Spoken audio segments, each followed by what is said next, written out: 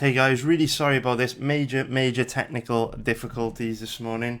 My monitors are not working too good at all, so I don't even know if I'm live.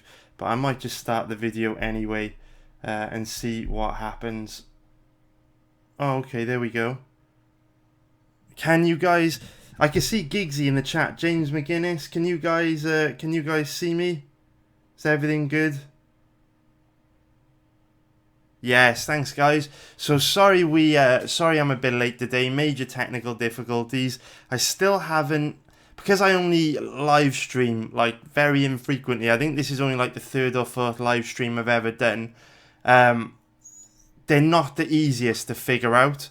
Like, I think if you were like a lot of people that do live streams, like they live stream every single day, but because I only do it like once every week or once every 2 weeks, I haven't really quite figured it out yet. And the problem with live streaming is one of those things where it's kind of hard to get practice, because every time you go to do a live stream, like you literally go live to the world and you're pumping content out. So it's not like you can just play with this stuff by yourself, you know, behind closed doors. To kind of get good at it, you've got to do it in a live environment like now, which is why every live stream I run into loads of technical difficulties, but hopefully in time I'll get better at figuring them out. And the main thing is we are here now.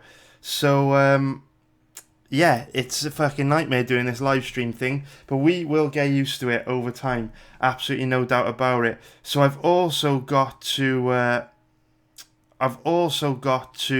keep an eye out for some super chats. There's this thing that YouTube have added to my account called super chats.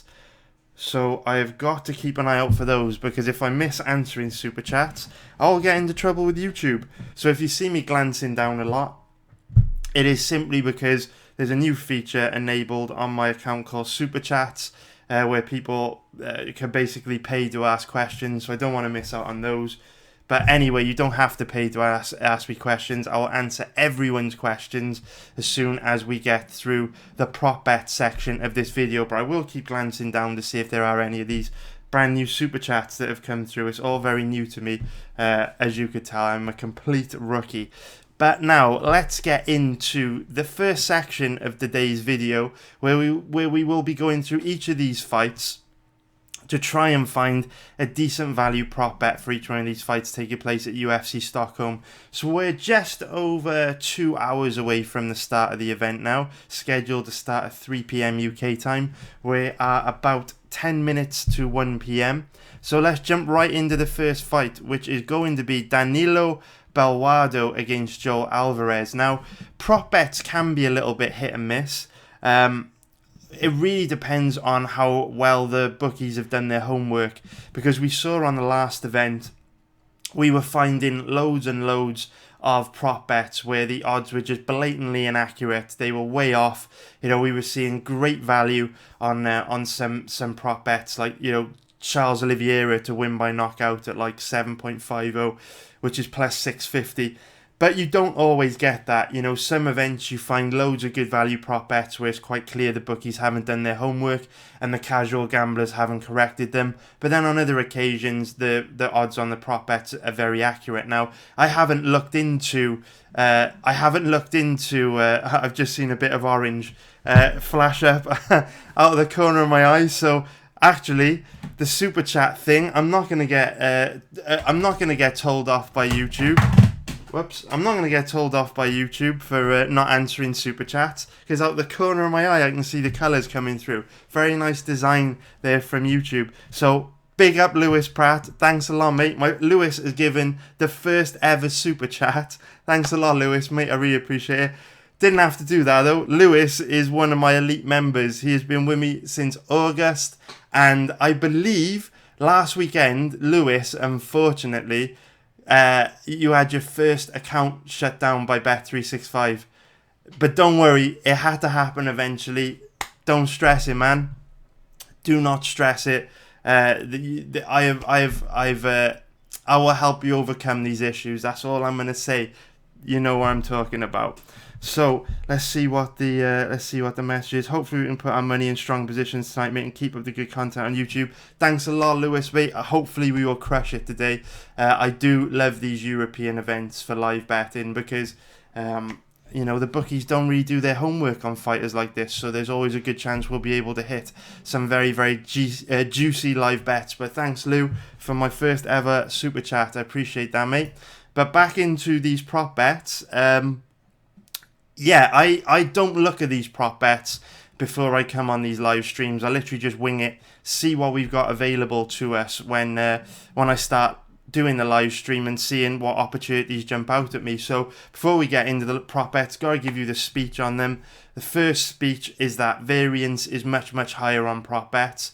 And the way I approach prop bets is going to be quite a bit different from the way a lot of other people approach prop bets. So, for example, if we look at what's going to be a good example, okay, this fight is probably going to be the best example of this. If we look at the odds on Manuwa to win by knockout or TKO at 3.30, they're not that much different from the odds on Manuwa to win straight. So I just would not be interested in that kind of prop bet at all. The type of prop bets that I'm looking to place, and these are not recommendations, these are just examples before we jump into it, but I would be looking for props like Manuwa to win in round 3 at 14.0 or 19.0 because the payoff is so much greater. And the reason why I prefer to go for those kind of prop bets is that just because there are so many variables in MMA, so many different things can happen, a fight could play out in so many different ways, that when we're betting on highly specific outcomes, you want to make sure that the payoff is huge so that the risk is worth the reward, because the vast majority of these prop bets will lose. We're not going to hit a very high win rate on these prop bets. We're only going to win 10 to 30% of them if we're lucky. But to show you the power of that, on last week's prop bets, I recommended about 6 or 7 prop bets, and no, it might have been 7 or 8 actually, and I think like 4 or 5, 3 or 4, I don't know how many won, a few of them won, just go back, check it out. But the point I'm trying to make is a very good number of the prop bets that I recommended won, but we did have Rafael dos Anjos to win in round 4, which was odds of something like 14.0, and what that meant was, if you would have placed the same stake on one prop bet on every single one of these fights, you only would have needed to win that Rafael dos Anjos to win in. You only would have needed to bet the Rafael dos Anjos to win in round 4 bet to make a profit on the entire card, because his odds were 14.0, which meant if you bet the same amount on every prop, you would have got 13 individual prop payouts, and there was only 12 fights on the card. So any other bet that you would have won after the Rafael dos Anjos prop would have put you in big profit. So that's the way I approach these bets. You've really got to try and find the props with the big payouts, not the marginal odds. And another thing that I want to stress is that there's more super chats. Nice one, guys. Rocco, you didn't have to do that, mate. Are you in work at the moment, man? Rocco always listens when he's in work. Rocco, another one of my members, mate. Big shout out to you, man. Love talking to you in the chat room. Thanks a lot for that, mate. I really appreciate it.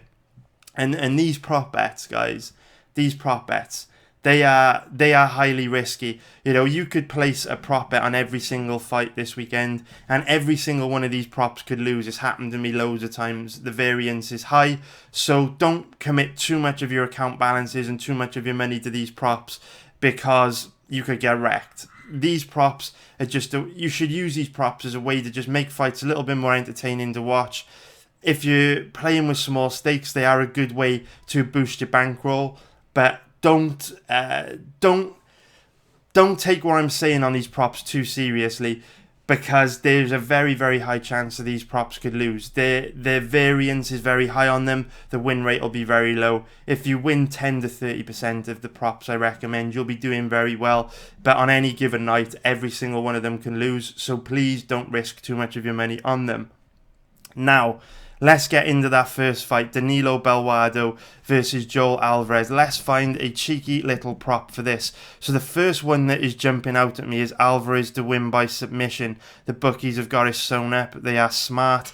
They understand that that is the most likely outcome, so they've capped it accordingly. No value on Alvarez to win by submission. What are the odds on Alvarez to win by decision? 4.80. Belwado to win by decision, 2.80. Okay. And the other bet that I liked was Alvarez to win in round 3, but I don't love those odds. If they were around about 8.50, like we get on Belwado to win in round 3, I would have gone for it. But 11.25, just a little bit shorter than I would like. So straight away, this is a bad sign. The odds on the props on this card are a very bad sign, because it is a sign that even on a fight like this, where you've got two relatively unknown fighters, the bookies have done their homework. Now, just also to point out, I won't be covering these types of props, the handicap props on this video, only because a very small number of betting sites offer these. So if you live in Europe, it's very unlikely you'll be able to tail them anyway. And most people that watch these videos are from Europe, so I won't be betting these handicap props. So let's find the prop for this fight. Not easy at all.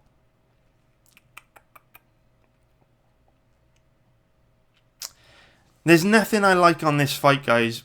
But if you absolutely have to bet a prop on this fight to make it more interesting, so I'm going to start grading the prop bets I give you in these videos in two categories. So if I know there are a lot of people that watch my videos that gamble for fun and entertainment, so I want to give you a prop for every fight, because that's okay. Gambling is a form of entertainment. You know, if you just want to place bets to make fights more interesting, there's nothing wrong with that. And prop bets are the best way to do that, because, you know, you can hit some big winners. And it's quite exciting when you hit a highly specific bet at huge odds.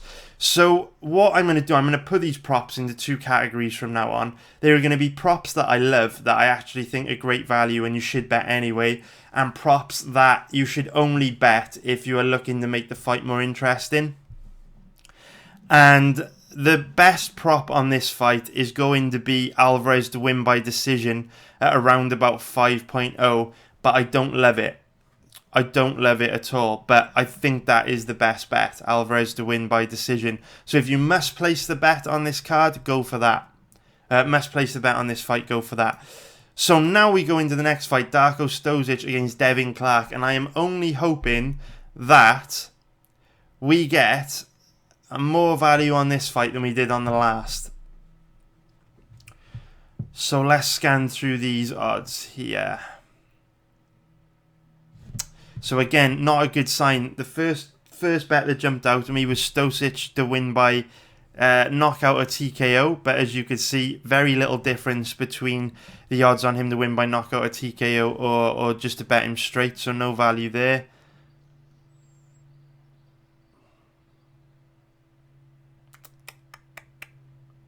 Okay. All right. You know, that's another decent one. That is another decent one. Okay, so maybe I need to introduce a third category to my prop bets. Prop bets I love, prop bets I like, prop bets that should only be placed for fun.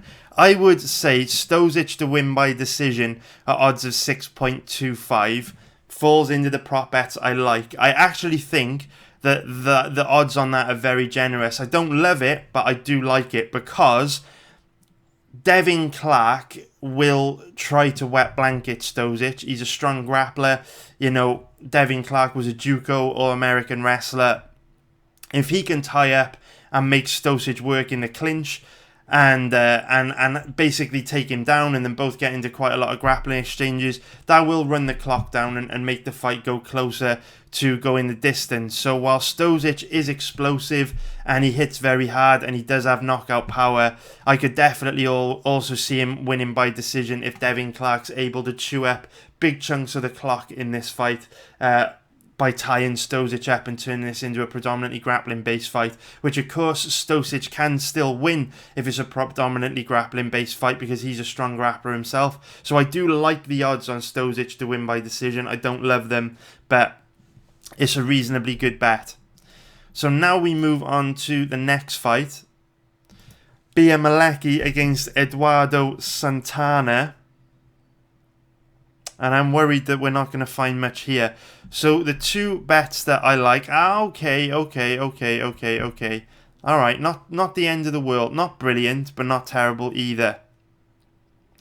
So I do think that this fight is an absolute coin flip. I know that I didn't go into too much detail in this into this fight in my breakdown videos, but that was because when I did the videos, I couldn't find too much footage on Eduardo Santana. I've now watched her last fight, which went the distance, so I've got a good idea of what she brings to the table, and I really think that these are two girls without too much power in their hands, predominantly strikers. Santana's got a very boxing-based style. Malecki's got a heavily, predominantly Muay Thai-based style. These girls are just going to meet in the middle, chip away at each other for 3 rounds, get involved in a really close striking fight, and someone's going to win a close decision. Now, with Malecki having home advantage on her side, being quite attractive, going to have the crowd behind her, I think that Malecki to win by decision at odds of 3.38 is the best value bet here.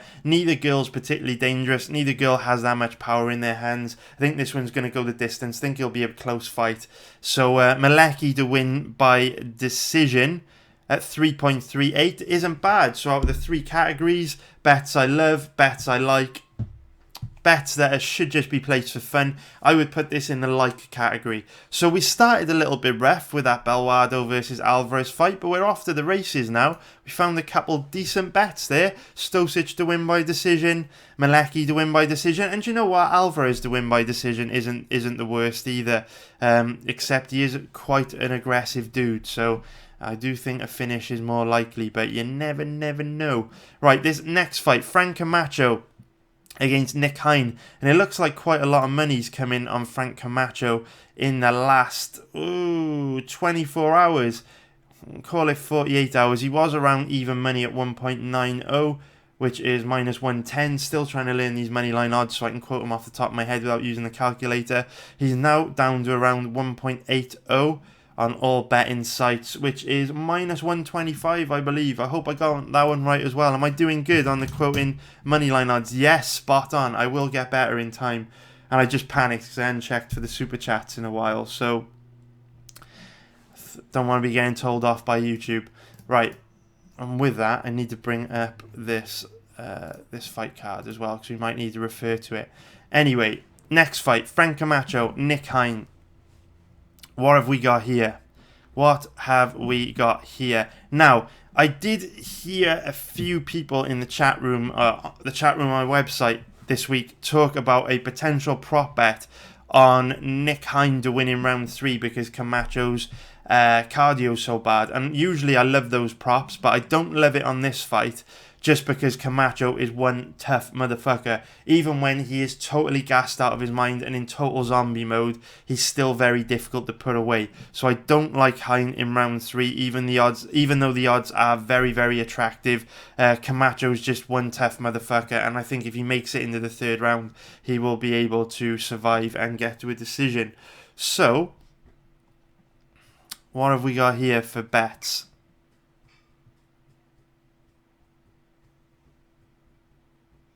I would take Camacho to win by decision at odds of 3.0, guys. Again, the odds aren't great, but I would put this in the like category. It's not, there's the 3 categories, bet for fun, like, or love. I put this in the like category. I don't love it, I like it. It's alright, it's not a bad bet. And the reason why I would go for Camacho to win by decision is because he's significantly better than Nick Hein everywhere. But Nick Hein's very tough. Very, very tough. If we look at Nick Hein's record, he is a bit of a decision machine. When his record pops up, here we go. So here you can see his 1, 2, 3, 4, 5, 6, 7 of Nick Hein's last 8 fights have gone the distance. And while Frank Camacho is very tough, the problem with him is he does slow down quite a lot in the 2nd round. So I don't think Camacho is going to be able to get Nick Hein out of there in round 1 because of how tough Hein is. this fight probably goes the distance. So I do like Camacho to win by decision. It's better everywhere. Should be able to win this fight. Yeah, I like that. I like it. It's a decent bet. We've got 3 alright props, actually, guys. The odds aren't amazing, but Stosic... or actually 4. They're 4 decent props. I know I've pretty much gone for the same thing. One fighter to win by decision in all of them. I get it. I do get it. But, you know, they're alright. At least 1 or 2 of them are going to hit, I would say. And if just one of them hits, you break even. If 2 of them hits, you're in a decent profit. That's the way you got to look at these props. Now, some more line movement on this next fight. There's... I have seen another piece of gold in the chat room. Thanks a lot. Another super chat. Thanks a lot, Steve Works. I really appreciate it, mate. Thanks for solid content, mate. Thanks a lot for watching, Steve. It means a lot, mate. Really, really appreciate it. Thanks a lot, dude. So this fight, Leonardo Santos against Stevie Ray. We have seen Leonardo Santos' odds improve quite a lot in the last 48 hours. We barely saw any odds movement all week, and now we are seeing a lot of line movement in the last 48 hours. So Santos' odds have improved from around 1.40, which is minus 250, up to around 1.60, which is minus 167. Haven't learnt those money line odds. Need to do my homework on those. So very interesting. Very, very interesting. What's that implied probability on 1.63 at 5 times? 61%, not bad. Might actually be a little bit of value on Leonardo Santos straight now. I don't love it because he's 39 years old and he's been out for 2.5 years, but based on his performances back in 2016, definitely had the skills to win everywhere. So... yeah, not bad. Implied probability is 61%. You could do a lot worse than Santos there. Right, now let's have a look at the odds. Again, the one that jumps out at me is Santos by decision. And because of the odds, I don't like it. I don't love it. I don't hate it. I like it. It's in the middle. It is in the middle. Santos to win by decision at 3.0. Could do a lot worse. He's got the skills to win the fight everywhere. He's got quite a big size advantage over Stevie Ray. He can outstrike Stevie Ray because Stevie Ray is quite passive, likes to stay on the outside and counter-strike. And while Santos likes to do the same thing, I feel like Santos' style of Muay Thai is better suited to put in his stamp on rounds than someone like Stevie Ray, who doesn't really carry that much power in their hands and just looks to chip away at his opponent. And obviously Leonardo Santos has a gigantic advantage on the ground, very high level Brazilian Jiu-Jitsu black belt with relatively decent offensive wrestling as well. So, you know, the odds aren't brilliant, but Stevie Ray's tough. Santos has the skills to dominate the fight everywhere, and also, even though Santos does have the skills to take Stevie Ray down and submit him, the fact that he hasn't fought in 2.5 years, the fact that he is now 39 years old, probably means there's going to be a little bit of ring rust there. He's going to probably start a little bit slower, which will help run the clock down a little bit more and take this fight closer to going the distance. So yes, Santos to win by decision. So we've got, I'm being really boring today, the last 5 fights I've called out to go the distance, and I mean, normally I don't do that. Normally I've got all kinds of crazy props at big juicy odds, but this is just the way the cards fall, the way the cookie crumbles. Santos to win by decision, I like it. Camacho to win by decision, I like it. Malecki's decision, Stosic decision. And you know what? Joe Alvarez decision, was it like 5.0 or 6.0? That ain't bad, actually. Yeah, about 5.0. I'm going to upgrade Alvarez by decision to a like bet. I really am. So 5 likes. 5 bets I like. And what the hell happened to Tonya Evinger's odds in the last 24 hours? Did nobody watch part 4 of my video? You guys are crazy. And I don't mean you guys watching. I mean whoever's betting Tonya Evinger as a big favourite. You are out of your goddamn mind. Do you hate money? Do you hate money? I mean, I know bookmakers just one betting website, but Evinger's been bet down to 1.26. What? So to get any value on those odds, you'd have to cap Evinger at having an 85 to 90% chance of winning this fight. You are out of your goddamn mind if you think any female on earth that is 37 years old stepping into the cage to fight another human being to the death. None of the females that are 37 years old have an implied probability of 85 to 90%. You're out of your goddamn mind. Tonya Evinger at these odds might be the worst bet I have ever seen in my life. Now, I'm not criticising anyone that did bet Evinger. It's just a terrible bet. That's not to say Evinger can't win. I actually think Evinger will win. But that doesn't make her a good bet. Remember, I always say, good bets don't always win, and bad bets don't always lose. If you've bet Evinger in this ballpark, she's a terrible bet, and maybe you get lucky on this occasion, she comes through for you and wins, but long term, you will get destroyed placing bets like this.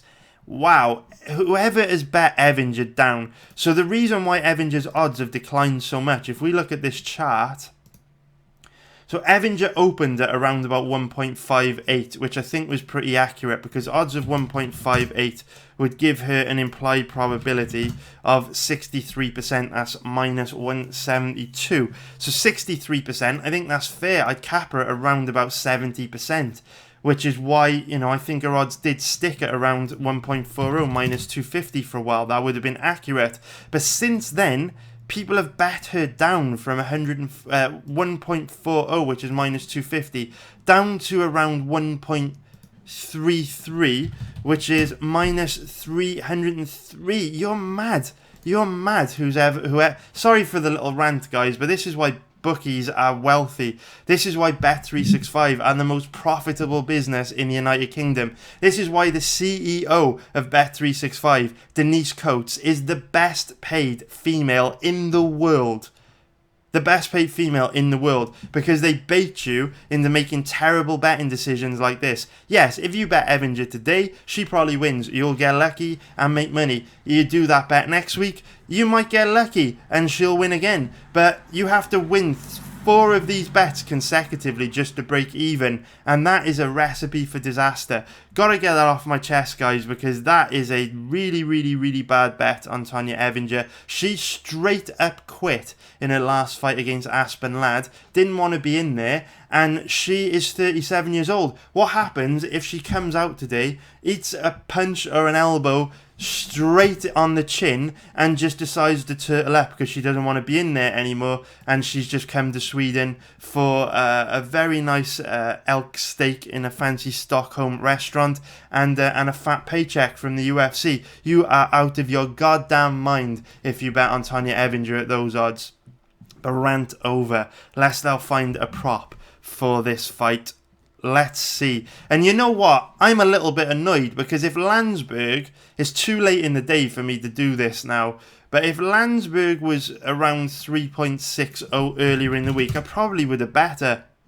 Probably would have bet her at these odds. 3.60. You're mad. You are mad. You're mad, you are. You're mad. And I'm not saying Landsberg's anything special. She's not. She's also 37 years old. But fuck me, you cannot. How the fuck can you have Evinger at 1.33 over any human? She quit in her last fight. Madness. Rant over. Let's find the prop. Do you know what? If you want to get into crazy territory, Landsberg by knockout or TKO at 14.50 is one of the type of bets that I like, because I'm not saying Landsberg's going to go out there and starch Evinger and land a kill shot Marlon Moraes style. That's not what I'm saying. What I am saying is, with Evinger quitting, straight up quitting in her last fight against Aspen Ladd, if she finds herself in a bad position in this fight and she's looking for a way out, Landsberg isn't going to submit her because she's got a primarily Muay Thai base. She wouldn't even think of going for a submission. She would think of finishing the fight with ground and pound. So, obviously, if a fight is finished by ground and pound, it goes down as a TKO. Now, I'm not saying that's the prop I'm going to go for, but that's the one jumping out at me straight away. It's purely because Evinger quit in her last fight. Fighters reach a point in their career where they don't want to do this anymore, and at 37 years old, there's a good chance Evinger's reached that point. You know what, guys? I was hoping for better odds on Landsberg to win by decision. You know what? My crazy bet for this fight, my prop bet for this fight, is just going to be to bet Landsberg straight at these odds. Her odds have improved a lot in the last, 24 hours. Treat it as a prop. Don't go too big on Landsberg to win because she probably loses. But there's a little bit of value here, I think. Her implied probability is only 27%. I'm not going to say Landsberg's going to win. I do believe it's more likely that Evinger wins. I just think these odds are way off. So, yeah, take Landsberg straight. I don't love the odds on her to win by decision because they're not that different at 4.36 from the odds on her to win straight. And I just think that Landsberg to win by knockout or TKO is just too much of a stretch. Because ultimately, no one wants to get punched in the head. And as we saw from Evinger in the Cyborg fight, if she does just want to turn up for a payday and doesn't want to engage and doesn't want to fight, she is quite awkward and elusive, and she could probably just circle on the outside, make this a really awkward fight, and just get it to go the distance without taking too much damage. So I think that is a little bit crazy to go for Landsberg to win by knockout or TKO. The odds aren't juicy enough to win on Landsberg to win by decision. So yeah, I would just bet Landsberg straight, but small, not like a proper bet. I'm not saying go as big on Landsberg as you should go on Calvin Kattar or anything like that. It's just a gamble, a prop bet. It's a bet I like, I guess. I don't love Landsberg to win. I like her. Rostan Akkman against Sergey Cardozo. Sorry, Zella2U is getting blocked in the chat. For whatever reason, people think that I ban loads of people in... people think I ban loads of people on the YouTube channel, but I don't. Basically, YouTube's got this feature where if you, use a lot of swear words in one of your comments or in the live chat, it will block you. And also if you put a link in your comment, it will block you. So it's not me doing it. And there we can see Adam Rose is being blocked as well. He's just said Landsberg will get wrestle fucked, which I agree it's the most likely outcome. But the odds are way off. So Adam Rose got blocked there as well. So if your comments are not showing up, it's just because YouTube's being a bit of a Nazi. And Patrick G has just got blocked as well for no reason at all. He said, I'm going big on Landsberg FTN GTD with Smith TKO. FTN GTD, what could that mean? I assume GTD mean goes the distance, but what does FTN mean? No idea, but anyway, I'll show Patrick's comment there. Yeah, so YouTube just being a Nazi and blocking comments. So when I glance down and I see people have been blocked, guys, I will unblock the comments, but please don't think it's me doing it. It's just YouTube's algorithms. And I mean, I know that they block comments for swearing and links. No idea why they block Patrick G. Makes no sense. But anyway... on to this next fight, Rostam Akkman against Sergey Cardozo. Both guys making their UFC debut, although Cardozo is taking the fight on a full camp, whereas we've got Rostam Akkman stepping up on around a week's notice. The pundits on the weigh-in show did say that Akkman's taking the fight on around 2 weeks' notice. I think they're wrong. Obviously, they work for the UFC. They probably know a lot more than me, but I think they're wrong. I think he took it on about a week's notice. Either way, the truth is probably somewhere in the middle, maybe on around 10 days, 8 or 9 days. But what I would say is that Akkma has fought 2 weeks ago on a show in Finland, I believe. Might have been Sweden. I know it was definitely in Scandinavia. At Superior Challenge 19, which took place... it was in Stockholm. Brilliant. And he is Swedish. So even though Stockholm is a big... sorry, not Stockholm. Even though Sweden is a big country, it looks like he trains in Stockholm. Oh, no, actually, he trains at Tiger Muay Thai. So, yeah, maybe he's had a bit of travelling to do within that time, obviously. Scandinavia is a good 12, 14-hour flight from Thailand, I believe. At least 10 hours. I know it's like 16 hours from the UK, so Scandinavia will be going straight down. Probably not too much of a difference. But anyway, he might have had a decent amount of flying in the last 2 weeks, training at Tiger Muay Thai since his fight at Superior Challenge 19, if he decided to fly home after this. Or maybe because he is Swedish, he just chose to chill in Stockholm for the last 2 weeks. In which case, I would expect him to look like he pretty much always looks in this fight, in his UFC debut against Kendal. Obviously, octagon jitters might play a factor. Competing under the bright lights of the UFC for the first time is a little bit scary. But yeah, I don't think Akkma will look as bad as some of the guys we've seen taking fights on short notice. So now we have to find a prop bet for this fight. What do I like? Oh my god, I'm going to do it again. I am going to be boring again. I can feel it in my bones.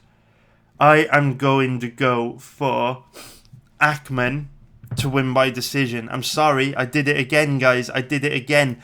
How many fights is that? 1, 2, 3, 4, 5, 6 out of 7 fights I have picked a fighter to win by decision. I'm very sorry. It's just the way the cookie crumbles. It is the way the cards fall. And the reason why I think Akkma is the better bet here to win by decision is quite simply, both guys are making their UFC debut. Which means fighters making their UFC debut typically start slower. Takes them a little while to settle into fighting under the bright lights of the UFC. They take a little bit longer to find their range and get comfortable. They're not really sure how their cardio is going to hold up competing on the big stage for the first time in front of a much tougher opponent than they've ever faced before. So they're more likely to start slower, which helps run the clock down and get closer to the point where a fight would go the distance. Also, if we look at Sergey Kandozko's record, he is a bit of a decision machine. We can see when his record loads that... Here we can see that... Alright, maybe he's not that much of a decision machine. 1, 2, 3... Okay, I misread his record. Kind of a decision machine. You have to let me off here. He does have 2 finishes in round 3. But if we just, consider the fact that round 3 is pretty damn close to going to a decision and being the end of the fight. And like I said in the breakdown video for this fight, he looked quite poor in his matchups in ACB. He seems to have improved a hell of a lot since then in the last sort of 18 months, which isn't surprising. At 27 years old, he's going to be improving at a rapid rate. So if we just take it that these 2 fights here that finished in round 3 virtually went to a decision, we can see that 1, 2, 3, 4, 5, 6 of his last 1, 2, 3, 4, 5, 6, 7, 8, 9. So 6 of his last 9 fights went to a decision or virtually went to a decision is the point I'm trying to make. So not particularly dangerous because, the 2 fights that did end inside the distance were fights where he got finished himself. So Sergey isn't that dangerous. Akkma isn't that dangerous either. You saw the footage that I played of him in a breakdown video where he's quite tactical, quite passive, looks to just chip away at his opponents. So I do think there's a very good chance this fight goes the distance. I also favour Akkma in this fight. He's got home advantage, very difficult to take down, very difficult to hold down, very good Muay Thai. Kandozko is quite wild and reckless. gave up a lot of easy takedowns and looked quite green on the ground in his fights in ACB. So yes, I do favour Akkma here, and in a close fight, home advantage will help him for judges to give him the nod. Akkma to win by decisions, our prop on this fight at odds of 5.50. Yeah, I like that. I'll put that in the light category. Love, like, only bet for fun. I put that in the light category. But the only problem we've got here is I've given out 7 props now, and I don't love any of them, which is really annoying. I think there were like 2 or 3 props on the last card that I loved. And RDA to win in round 4, I believe, was one of them. Charles Oliveira to win by knockout at TKO at 7.50 plus 650 was another one of them. Yeah, I don't love any of these props. I like them. I think there's a good chance at least 1 or 2 of these hit. But don't love them at all. Now we go on to the next fight. And let's see if anyone else is... let me see if any of these... no one's getting blocked. No one is getting blocked. Let's have a bit of water as we get into the main card.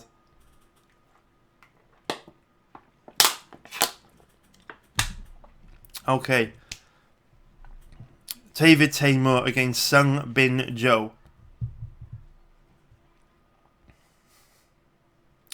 There's a lot of ways I see this fight going.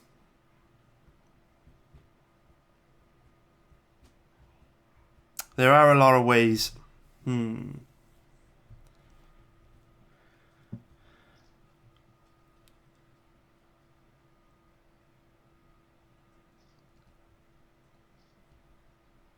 There's a lot to consider here. Alright guys, I am going to go for Joe to win in round 3 at odds of 12.0.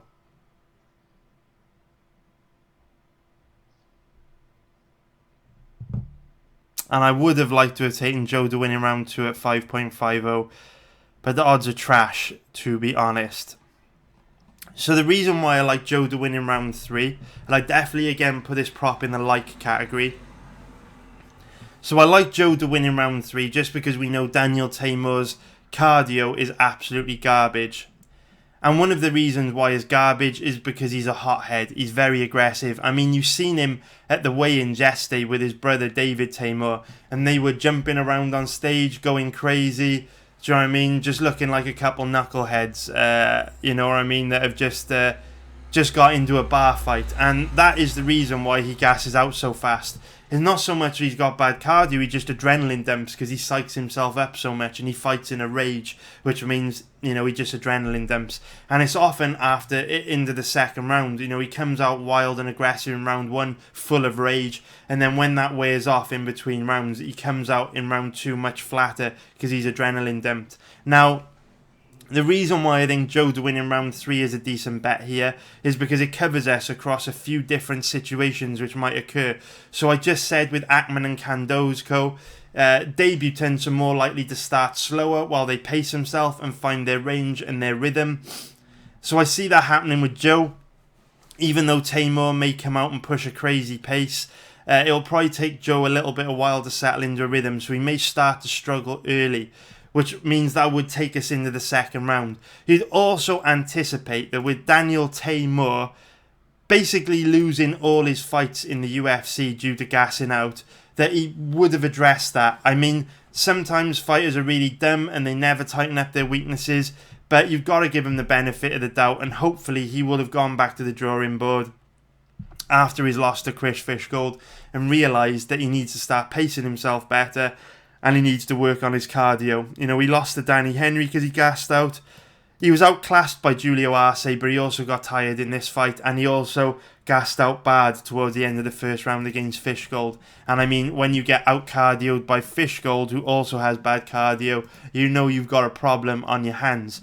So the reason why I think Joe to win in round 3 is a decent bet here is because I think the start of the fight may be slower than usual, with Tamer looking to pace himself a little bit better so he doesn't gas out. Joe is likely to start slower as well because this is his debut, but inevitably I would expect Tamer to gas out in this fight. He's gassed out in his other 3 UFC fights, and then we saw in the breakdown video that I did of this fight that Joe grows into the fight and gets more aggressive as the fight goes on, so there's a good chance he will go for the kill in the second half of the fight, and I just hope that comes in round 3 as opposed to round 2. So Joe to win in round 3 with a hope to get slightly better odds than this, but a 12.0, which is plus 1,100, it's not bad. It's not bad. I put it in the light category. So this is an event where so far there are no prop bets that I love, but there aren't any prop bets that I really hate either. I think all the props I've given you so far are reasonably good. I like them all. There's nothing wrong with them. I don't love any, but I don't hate any. So I guess not a bad situation to be in. Not too bad. Not too bad at all.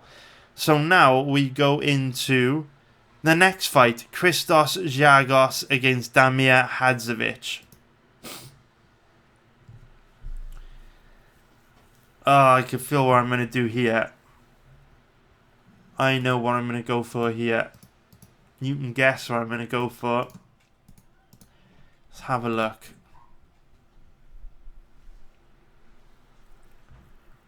Hadzovic by decision. Giagos to win by decision's awful odds. Barely any difference between Giagos to win by decision. Oh, loads of people getting blocked. Born a Bear has said bum fat vagina boob. Thank you very much. And then Samuel Gutierrez has said, fuck, don't say that, please. We will unblock that as well. Okay. Right. Giagos to win. And I'm surprised we haven't got some Russians spamming the shit out of their Champions League stream links in the chat rooms. That's a bonus today. Did have to block a load of those in the last live stream. Giagos to win by decision, odds are terrible, not much different from where they are by decision or where Giagos' odds are straight. Don't love anything here. I jinxed this. I said that there were no prop bets that I hated. Might have jinxed this.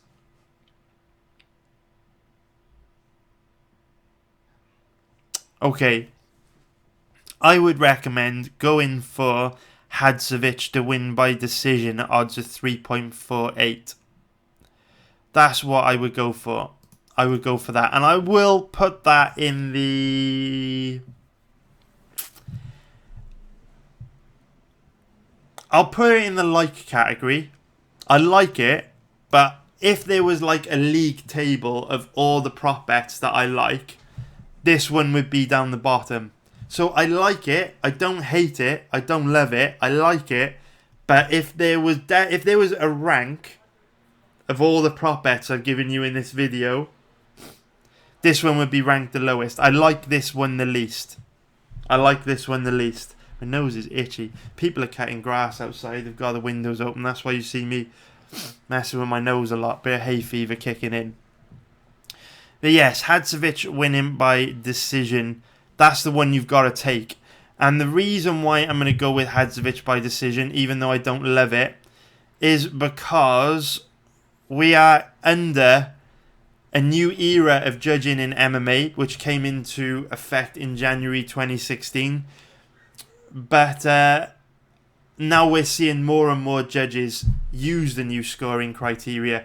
It took them about 2 years to really consistently adopt the new scoring criteria where lay and pray tactics are supposed to be punished, guard and cage control are supposed to be 50-50 positions. When the scoring criteria first came into effect, barely any judges were using it. In like 10 events, you'd get like one event in 10 where the judges were using this new scoring criteria. But now, since the beginning of the year, I would say 6 or 7 events out of 10 use the new scoring criteria. There's definitely been a shift, and I think the standard of judging in 2019 has actually been spectacular. I'm going to say something very bold now, but I've been watching MMA for about 12 years. I've been betting on MMA seriously for 8 to 10 years, and I would say that the judging in 2019 this year in the last 6 months, judging in the last 6 months is the best I've ever seen.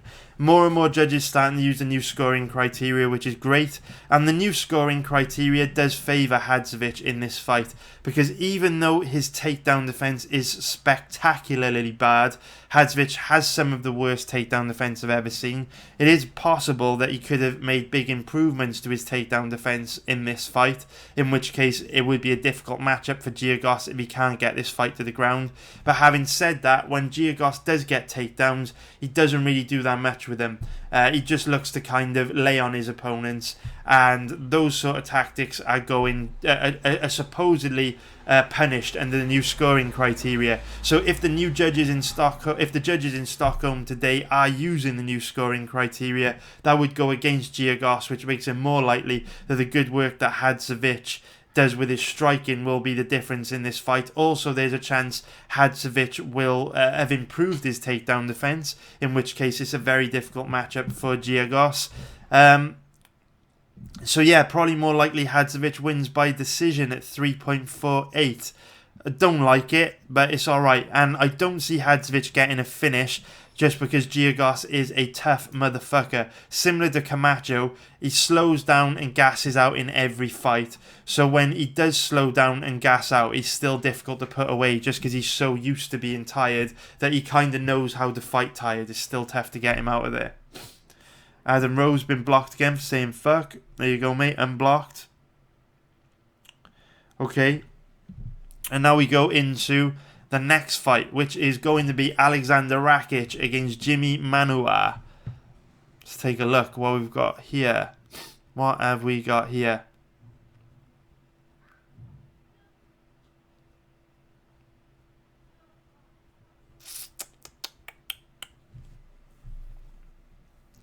I think it's possible that Rakitc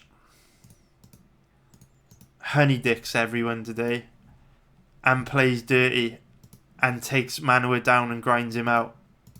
I think it's very possible. He kind of did it against Justin Ledette. We were all expecting an exciting stand-up fight, and Rakitc pulled the wool over everyone's eyes, took him down, grinded him out for an easy win, which would be very smart of him to do that. I was talking about it in part 1 of the UFC 238 breakdown video, where I wish you could trust fighters to fight to their strengths and take the easiest path to victory. If we could trust fighters to do that, I would absolutely be betting on Bevon Lewis to beat Darren Stewart at UFC 238, but I can't trust him to use his grappling. If we could trust Rakitc to use his grappling, he definitely would be a good bet here. Now, obviously, the first bet that jumps out at me is fight doesn't go the decision, but the odds are garbage, so we have to ignore that. Second one that jumps out at me is Rakitc to win by knockout or TKO, but the odds are garbage, so we have to ignore that.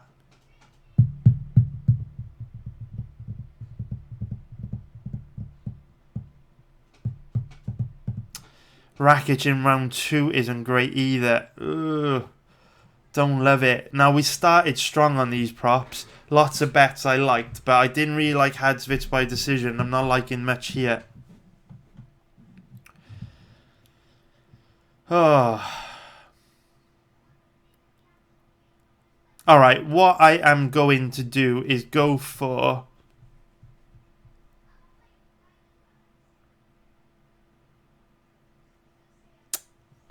Got a headache on this fight, because there is a bet that I like, but it's risky as fuck. It's risky. Do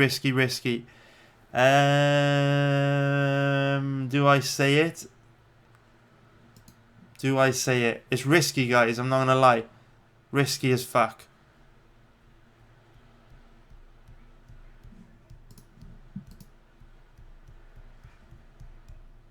This is like where, you know, when you're in a poker tournament or you're watching poker and you've got a really, really difficult decision to make because you are involved in a hand where you are thinking of doing something which is probably the right thing to do, but you know there's a bloody good chance you're going to lose, which makes you hesitate to pull the trigger. So there is a bet that I like that's very risky. Can you guess what, guys, guess what it is? No one's guessing. I'm just going to go for it, guys. At the end of the day, it's prop bets. It's fucking gambling. And I put this in the light category. I would go for Manuwa to win by decision at odds of 10.0. Now, this is where if you are someone that doesn't understand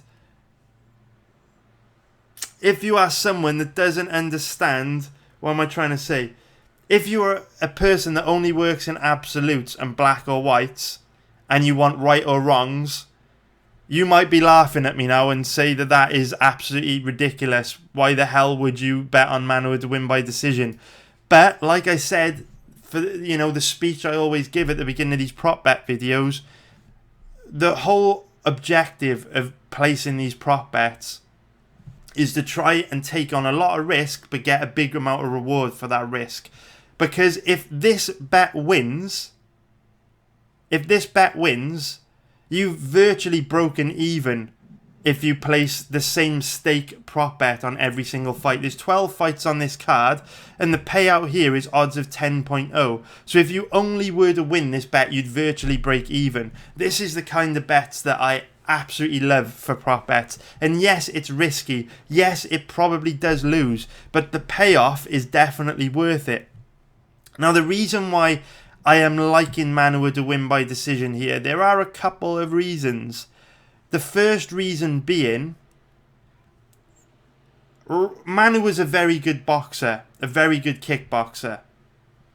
Rakitc is also a very good kickboxer, but Rakic's entire striking arsenal centres around his kicks. Not very good with his hands at all. Not a very good boxer, not the best striking defence. This is the reason why Devin Clark was able to knock Rakitc down twice, because he just doesn't have the best boxing. All of Rakic's striking is centred around his kicks. And I don't think his kicks are going to cause too much of a problem to Manuwa. Could be very wrong, but I just don't see Rakitc posing too much of a problem to Manuwa unless he has significantly improved. Trainer, American top team. He's developed some boxing, since we last saw him against Justin Ledette, I guess, because this fight ended much too fast to be able to gauge him on it. But if we look at what Rakitc brings to the table, so he did beat Devin Clark inside the distance, but Devin Clark's a little bit chinny, let's be realistic, he is. He also then went the distance with Justin Ledette and Francimar Barroso. I mean, they're not really blowing anyone's hair back. To go the distance with these guys isn't that impressive. If Rakitc was such a killer, surely he would have managed to finish one of these guys. I know Barroso was banking up the whole time, making it difficult for Rakitc to land anything significant because Barroso didn't want to engage. And I know this fight took place on the ground, but if Rakitc was so devastating, surely he would have starched two relatively low-level guys like this. He also went, deep into the third round against Martin Prachnio, who's actually not bad. I forget I said that. That was just a bit of a brain dump. So yeah, not like Rakitc is a ruthless murderer. And obviously Manuwa is a little bit chinny. But in his last fight against Giagos Santos, even though he suffered 14 concussions within 5.5 minutes, his chin still semi-held up in the sense that he ate about 92 bombs from Giagos Santos and only was flatlined on the 93rd bomb. So it's not like his chin is totally made of glass. Although, with the amount of damage that he took against Giagos Santos 6 months ago, the damage he took in this fight certainly isn't going to be doing his chin any good, put it that way. But I'm going to go for Manuwa by decision, just because he's a significantly better boxer than Rakitc. We've got signs that Rakitc isn't that dangerous. Rakitc doesn't really have the boxing to hurt Manuwa. And if this fight stays standing, I can see it being close. So Manuwa at 10.0, I'll have it. It's not bad. Not bad. Not bad at all.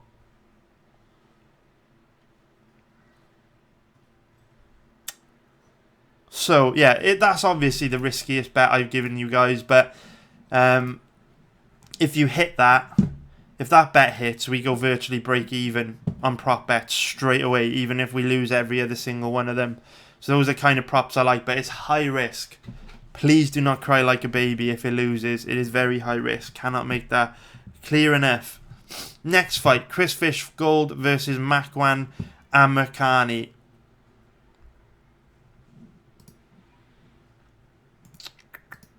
Need to bring up their records for this.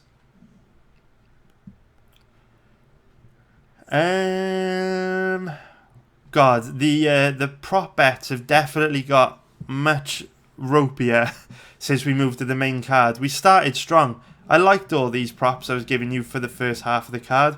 Second half of the card, since this Giagos Hadzovic fight, very ropey. Very, very ropey indeed. Shout out to Makwan for his very nice profile picture there. Oh, he's a Pokemon himself. We should be rooting for him. Okay.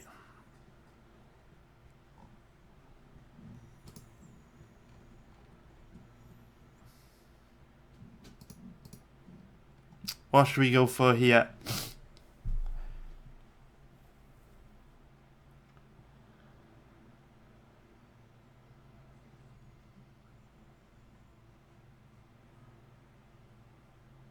Right, guys, I am going to recommend two bets. Two bets on this fight. I am going to recommend Amirkhani to win in round 2 at 8.0 and also Amirkhani to win in round 3 at 14.0. And I put both these bets in the like category. And I like these bets simply because Fishgold's cardio is garbage. It really is. And in this week, in the interviews this week that he did to Fight Disciples, shout out to Fight Disciples. I was on the Fight Disciples podcast last year. Check it out if you haven't watched it. It's on my YouTube channel, one of the first videos I ever posted. Go subscribe to Fight Disciples. They do some amazing work with Dan Hardy, and they also get lots of exclusive interviews with fighters that train in the north of England, in Manchester and Liverpool, with all the fighters like Molly McCann, Darren Till, Chris Fishgold, Paddy Pimblett, all those kind of guys. So check out Fight Disciples. And in Fishgold's 20-minute long exclusive interview with Fight Disciples this week, Fishgold did say that he basically didn't really diet and cut weight correctly for his UFC debut against Calvin Kattar, and he gassed out because of that, which is fair enough. And he said that he's learned from his mistakes, and for this fight against Makwan Amirkhani, he's coming into this fight after the best weight cut and in the best shape of his career. And I'm sure he is, but I've heard this a million times from fighters before. And one of the reasons why Fishgold gassed out is because I'm sure he did have a bad weight cut and he didn't diet effectively. But another reason why I think Fishgold gasses out is because he's got an inefficient style of fighting. Very similar to Christos Giagos. Very similar to Danilo Belwado that we've spoken about in length this week. Excuse me. And what you see from Chris Fishgold is he's quite a young guy at 26 years old. And his manager is the owner of Cage Warriors. So he's been given so many squash matches throughout his career where he's come out and absolutely murked guys in the first round, that you see him try to do this to everyone. You know, he came out against Calvin Kattar at 1,000 miles an hour trying to get Kattar out of there early. Kattar weathered the storm. Momentum swung back in Kattar's favour and he got the win. Almost exactly the same thing happened in his last fight against Daniel Tamer. The only difference was Tamer gassed out harder and faster than Fishgold. And I think it's definitely partially a cardio issue with Fishgold and also a pacing issue. And it's not easy to turn that around in a short space of time. Fishgold definitely showed signs of pacing and cardio issues against Tamer. So how much can really change in 3 or 4 months? You know, this was only in late February. So definitely got some issues with Fishgold. Maybe he's turned it around, but he probably hasn't. He's tough enough to make it out of round 1. But in round 2 or 3, I think if the fight goes into round 2 or 3, there's a very high probability that Fishgold will slow down significantly and Makwan will be able to find a way to get a finish. So Makwan to win in round 2 and Makwan to win in round 3. Juicy underdog odds. I like it. I do like it. And I think it's equally likely that Makwan could win by knockout, a TKO, or submission. Because Fishgold might give up a submission on the ground when he gets tired, or Makwan might be able to get into a dominant position and finish the fight with ground and pound. It's equally likely. So I do like both those bets. Round 3 and round 2 and round 3, not by submission or knockout TKO. Bet Makwan to win in round 2 and 3 at decent underdog odds, decent juicy odds. And now we have another drink before the main event. And guys, start getting your questions in for the Q&A, and I will answer as many of them as I can before after we wrapped up the prop bet on this fight. So Alexander Gustafsson against Anthony Smith.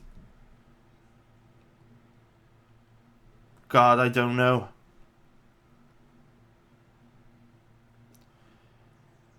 I don't know.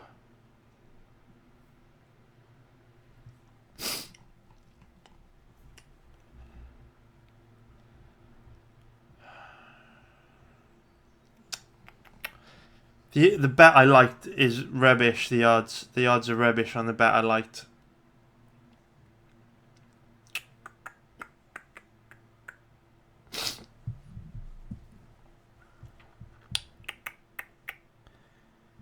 All right.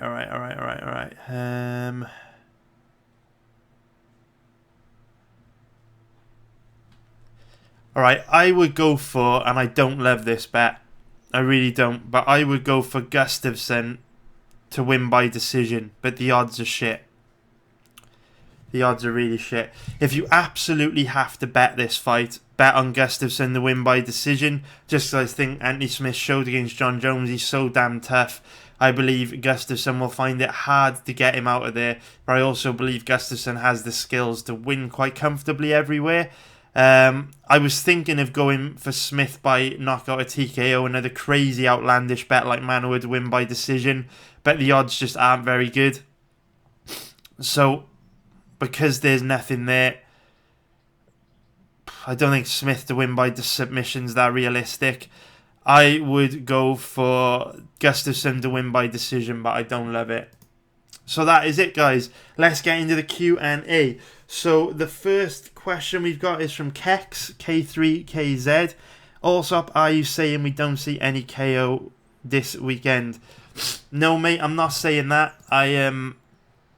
Even though I haven't really predicted any KOs from the prop bets, the majority of the prop bets that I've recommended to you will lose. I can't stress that enough. The majority of these bets will lose. So I'm sure we'll see a couple of KOs in there in fights that I get wrong.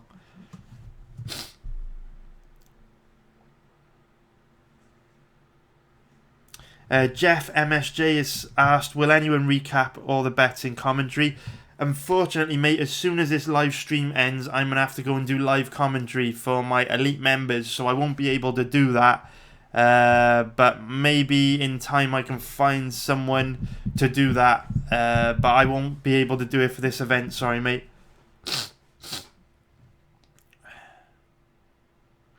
Ben Harder has asked, what is a confident pick for today? I'm late to the party. Honestly, Ben, there are no confident picks for today. There really aren't. It's a very difficult event for betting, but there are a couple of confident picks for UFC 238. I've already shared one of them in my UFC 238 Part 1 breakdown video, so go watch that, where I talk a little bit about a confident bet for that event.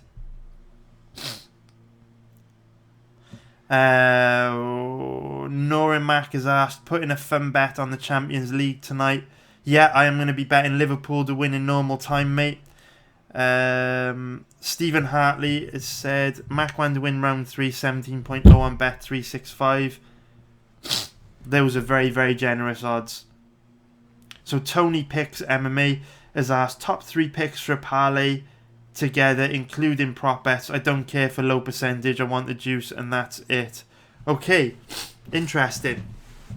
So Tony picks. Shout out to you as well, Tony. I was speaking to Tony for ages in the chat room on my website this week. So Tony as well, guys. Tony's got his own YouTube channel where he puts out breakdown videos for every MMA card. Please go check him out. Tony Picks is a beast. Go check him out, guys. So we're looking for a prop bet. Parlay bet, sorry. Three for anyone in Europe, a parlay is basically another word for an accumulator. So Americans call them parlays, rest of the world call them accumulators. So three picks for an accumulator. I would go for, definitely wouldn't put props into an accumulator, but I would go for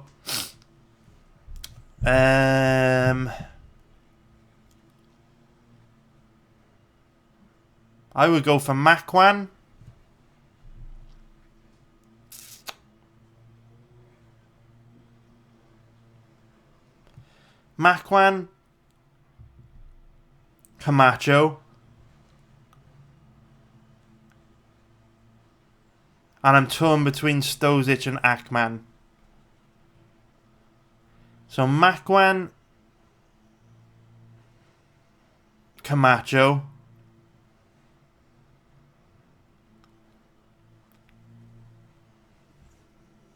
and Stosic or Akkma. You pick, man. But I like those four: Stosic, Akkma, Camacho, and Amakani.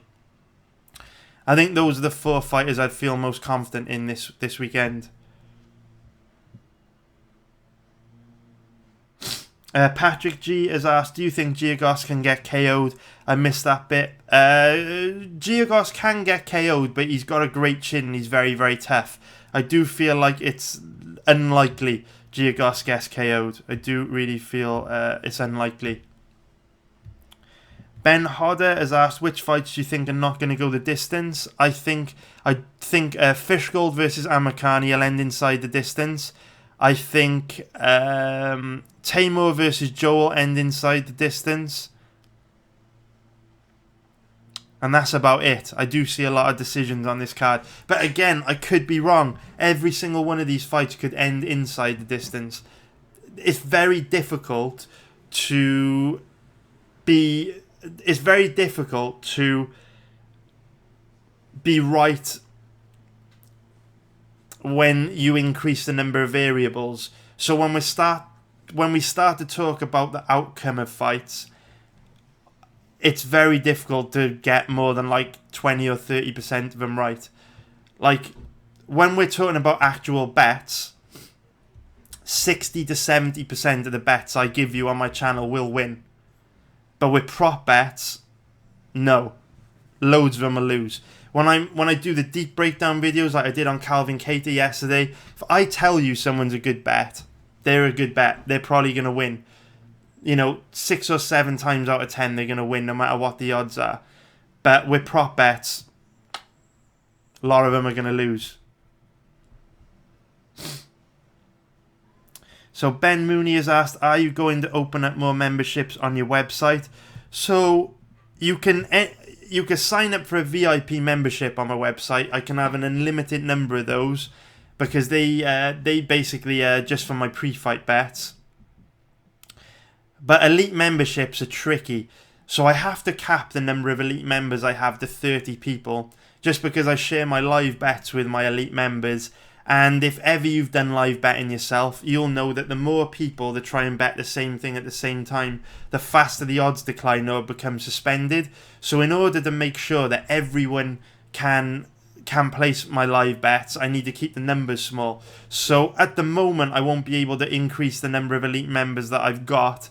But hopefully in time, as the liquidity on MMA improves, I will be able to take on more members. So if you don't know the way that the betting markets work, the speed at which odds decline or become suspended really depends on how much money is being bet in total on either side of the sporting event. So to give you an example, if you were following my live betting tips today, and I was to give a live bet out on Malecki to beat Eduardo Santana in like the second round. Because barely any money would have been bet on this fight, when 30 people all go to bet on her at the same time, those odds are going to decline and eventually become suspended very quickly. Whereas, if we were to compare that to the Champions League final tonight, or an NBA playoff game, or a Stanley Cup finals game, hundreds of millions of dollars would have been bet on that game, on the Champions League, on the NBA playoffs, the Stanley Cup. Which means if 30 people on my website all bet on the Golden State Warriors or the St. Louis Blues or Liverpool to win during the game, that wouldn't even put a scratch in the odds. It would not have any impact on the odds at all if every single one of those 30 people max bet the shit out of it, because there's so much money bet on those sporting events. There's enough liquidity to absorb the bets from those 30 people. But MMA liquidity is still very low, so we haven't got to that point yet. So in time, as liquidity improves, I will be taking on more elite members. But at the moment, unless something big changes in the sport and the amount of liquidity increases, I won't be able to take more elite members. It's just really annoying. It's a horrible business for me to be in. It really is, because I could have loads more elite members, but I just can't accept them, so I'm turning money away, which is a very frustrating position to be in, but that's just the way it goes.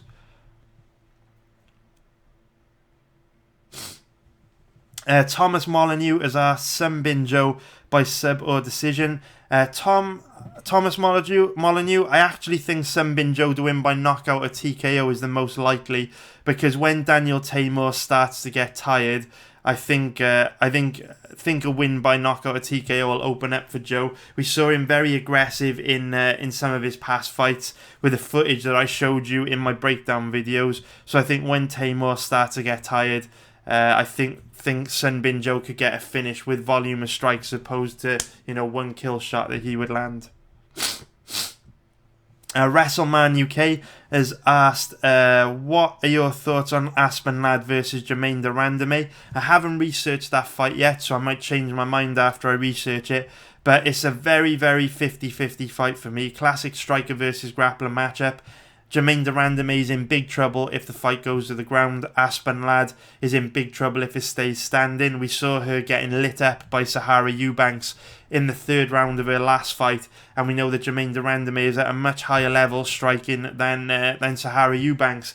But obviously, Jermaine de Randamie isn't very good on the ground at all. She's very weak off her back. So Jermaine de Randamie is very difficult to take down. She's developed excellent takedown defense, but if Aspen Ladd does get her down, she's in big trouble. You probably already knew everything I just said. I think it's a 50-50 fight. Are the odds out yet? If either girl's a big underdog, they'd probably be a decent value bet. No, we don't have odds yet. But if either girl's a big underdog, I see that as a 50-50 fight. Possibly 60-40 in favour of Aspen Ladd, because it's more likely she will be able to get a takedown, but she's not that good of an offensive wrestler. So the next question, Zigzagoon has asked, do you think if Max Holloway gave a more serious attempt at lightweight, building more power and muscle, do you think he'd do well at lightweight? Love the vids. Thanks a lot, Zigzagoon. Appreciate it, man. Yeah, I do think Max Holloway would look much better at lightweight than he does at featherweight in time. It's just going to take him a little while to adjust, that's all. Adam Rose has asked, how do I become an elite member? So I will be creating a waiting list for the elite memberships sometime in the next 2 weeks, and I'll make a video on my YouTube channel just to let everyone know when that has happened, and you'll just be able to register as on the waiting list. And then as elite memberships come up, as they become available, I will message everyone. Now, I do want to show you guys something, just to show you that there will come a point in time when more elite memberships will come up, because since I set up the website 5 years ago, the website has kind of run through cycles, and I will show you now what I mean. So, my live bets tend to work in cycles. We go to the results when they eventually load. Sorry, I'm on a live stream, so my internet connection gets messed up. Well, where are the results? Alright, so here are the... they're not really the results, though. Where are the proper results? Have I got them? Alright, okay, let's go to the results page. And I just want to show you what I mean by this.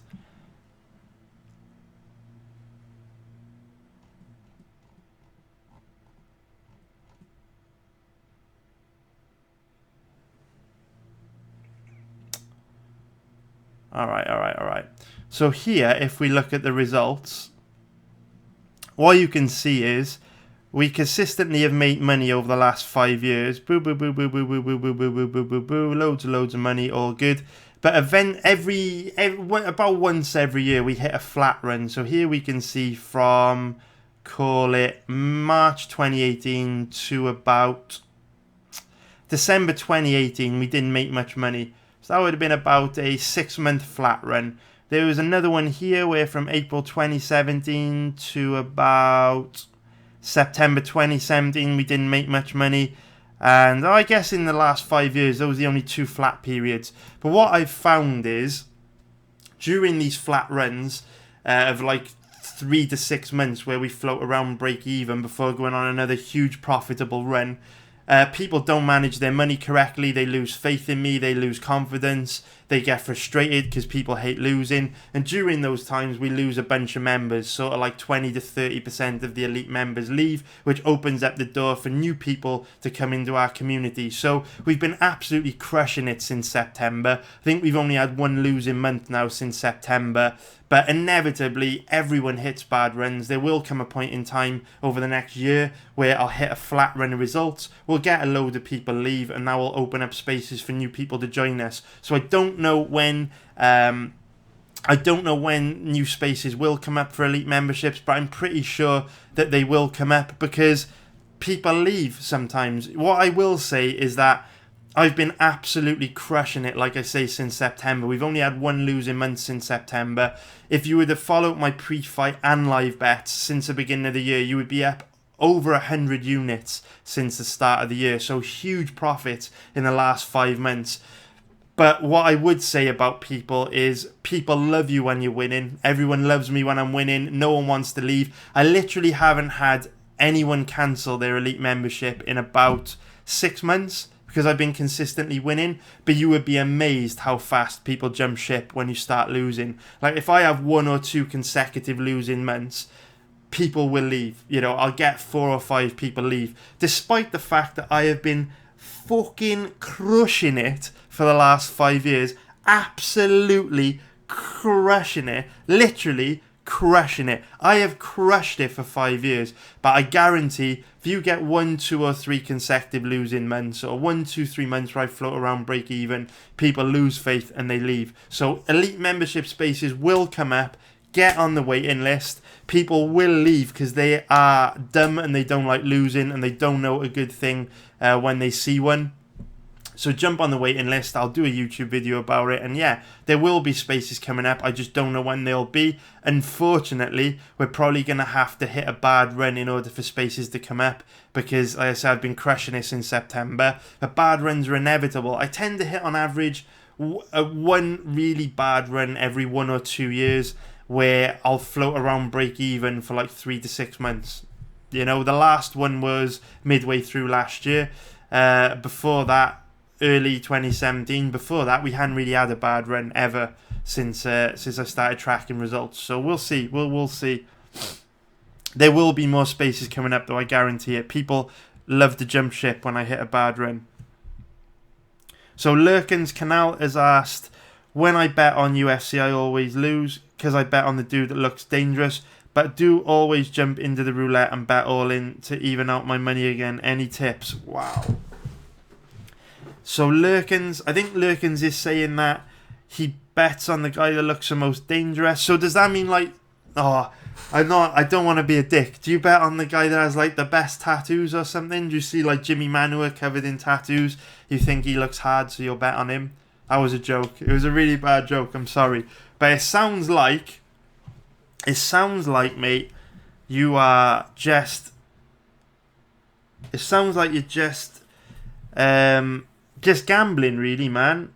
Just gambling, and that's okay, because gambling's a form of entertainment. If that's how you like to spend your money, it's all right. It's like, it's okay. What I would say is that if you're just betting on the guy that looks the most dangerous, you're never going to make money. You're never going to make money. You need to take it more seriously, or just accept the fact that you're gambling. If you really, really do want to get serious, I would say never, ever, ever play a casino game ever. Never. Ever, ever, ever. I'm a professional gambler. I'm 34 years old, and I've been in a casino twice in my entire life. Once was for a multi-table tournament that cost me like £20 to enter, and I didn't bet anything else when I was in the casino. The second time I ever went in a casino was I took a girl there after an award ceremony one night. There were like a group of us. She'd never gambled before. She knew that, we like to gamble. That's what we did. 2 times in my entire life. And when I went there on the second time, I didn't place any bets at all. So, don't gamble in casinos. You can't win. Just accept you're either betting for fun or you're never going to make money. You need to make a decision on if you're serious about this or not. That's what you need to do.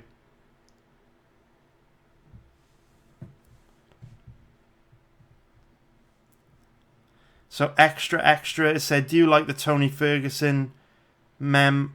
Tony Ferguson type of guy to shadow box at a funeral. I haven't seen that meme, mate. Should we have it? See if we can. It'll lag my stream out if it will lag my stream out if I bring up the meme. I'll check it out after the stream, man. Thanks a lot. Warren Chan has asked, do you ever seriously look into inside the distance goes the distance bets? Ian Cowboy Ferguson and Mariah Cejudo both inside. Warren, I don't ever take those bets seriously just because the liquidity is really, really low. So the max bet limits for prop bets tends to be really low. So I don't ever really, I don't really take those type of bets too seriously because max bet limits are quite low. It's hard to get money in on them.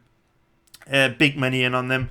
I mean, the limits are okay on main event fights like the ones you've mentioned, but on most UFC fights, the limits are really, really low. So Jake Sidoli has asked for my favourite bet on this card. Favourite fighter. Who's got the best chance of winning? I would say, if you held a gun to my head, I think Makwan Amirkhani's got the best chance of winning, but I don't love it at all. James McGuinness has asked, who are your favourite poker players, and do you think you could have made as much money playing poker as you do MMA betting? So James McGuinness, my favourite poker players, Daniel Negreanu, Antonio Esfandiari, although I'm not sure he's still playing. Sam Farha, I think it was Sami Farha, who came runner-up to Chris Moneymaker in one of the World Series of Poker finals. So those three, I would say, Farha, Negreanu, and Esfandiari, just because I think that the difference between being a profitable gambler and being a losing gambler is your ability. I think there's only 2 skills you need. I don't think you need to know that much about what you're doing. I just think you need like 2 skills. The first skill you need to be able to be good at, the first skill is to be able to shake off losses very quickly. And I always admired that no matter how unlucky Esfandiari, Negreanu or Farha got, they just seemed to be able to shake off losses quite quickly. Not so much Farha, he was a little bit more of a hothead, but definitely Negreanu and Esfandiari could shake off losses very quickly and kind of make light of the situation. And the second skill I think you need is you need to be able to see what is true in moments of extreme stress. So I always admired those guys' ability to make the right decision in extremely stressful situations. And that's the most difficult part about gambling. If a lot of people want to criticize me in the comments and stuff on YouTube But what you have to take into consideration, right? Put yourself in my position. Every video that I put out gets 2,000 to 4,000 views. I get hundreds of comments with people weighing in on their opinions of what I think of fights. I have a massive community with 2,000 members on my website. You know, hundreds of people that pay me money every month, their hard-earned cash, to deliver quality information that they can use to make more money. It's a lot of pressure. It is a lot of pressure. Like, if you imagine, it's hard to make money sat at home when no one knows who you are, with a small amount of money, minding your own business, sat in front of a computer, being able to make your decisions on what bets to place with no pressure on you at all. You imagine having hundreds of people pay you money to give them good information. You imagine having 4,000-5,000 people every week watch your videos, tearing you apart, scrutinizing every single word you say. It's a lot of pressure. Like, to try and make good betting decisions under that amount of pressure isn't easy. And I always admired Esfandiari and Negreanu and Faha for their ability to make really good decisions under a lot of pressure in high pressure situations. So yeah, those three probably my three favourites. And another thing, with people like often ask me like if I've ever fought, or if I've got a background in fighting and all that kind of stuff, and I haven't. What I always say to people is I don't have a background in fighting in any way, but I do have a background in gambling. Very, very extensive background in gambling. And I've pretty much been profitable since the day that I placed my first bet. I am not joking. Like, literally, since I first started betting at age 18, I have been able to make profit on anything I've bet on over the long term. And I just believe that there is a certain mindset that you can develop to do that. And I strongly believe, people think, this is where people get all fucked up and they don't understand. People think that if you know a lot about fighting, your opinion on betting on fighting should be respected. So, for example, a lot of people take the opinions of MMA media and journalists and coaches and fighters seriously. And that is wrong. That is not the correct thing to do. Because I guarantee you, if you had a challenge where you took Daniel Negreanu and Firas Zahabi and you gave them $10,000 each, and you asked them to bet on MMA for a year with that $10,000, I guarantee Daniel Negreanu would do better than Firas Zahabi, because it is way more important to understand how to gamble than to know a lot about a sport. I can watch any sport and at the very worst float around break even, because I know how to gamble. I know what information's important and what information isn't important. So yeah, that's a little bit of a tangent I went off on there, but I love poker. Those three guys are my favourite. But yeah, I guarantee, guys, if you took Daniel Negreanu or a high-level gambler, a high-level poker player, put him up against Greg Jackson or Firas Zahabi or Trevor Whitman or any of these MMA geniuses that get put on a pedestal, I guarantee you the high-level gambler would outperform the MMA expert. I fucking guarantee it. I guarantee it. And I use the example of Daniel Negreanu because I don't want people to think I'm being big-headed or bigging myself up. But yes, I would also completely destroy someone like Firas Zahabi in a gambling challenge. I fucking guarantee it. It's just two completely different skills. Knowing how to fight and knowing how to bet on fighting or bet on anything, two completely different things. JJ has asked what time Discord starts today. So my Discord stream for live betting will start at 4 PM UK time, which is about 1 hour and 40 minutes away.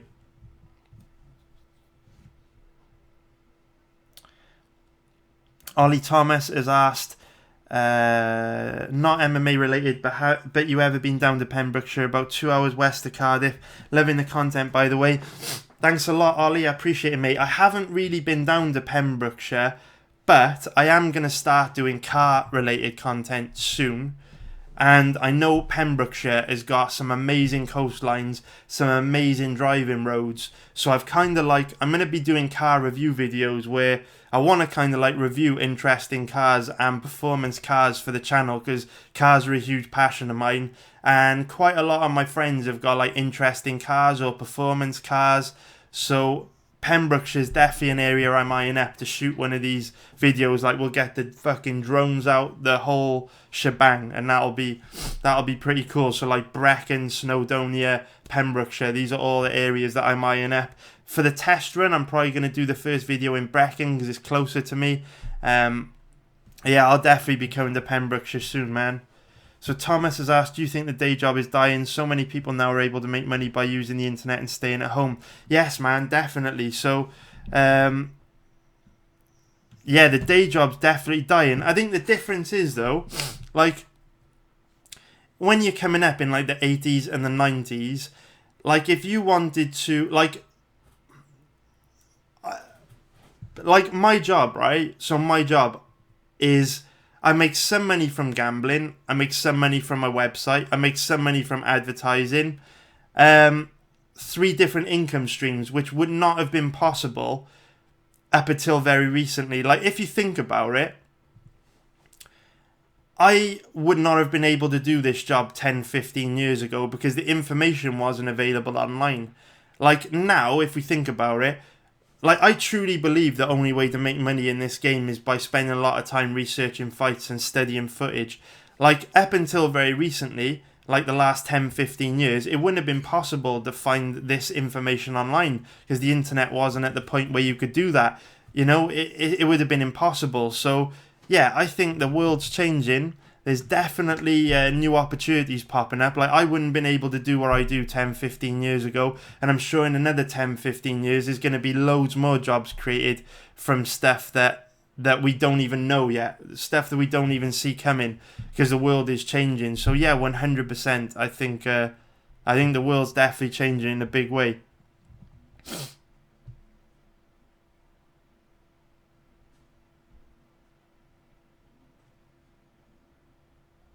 The iceberg that sunk the Titanic has said, is Donald Cerrone possibly using PEDs?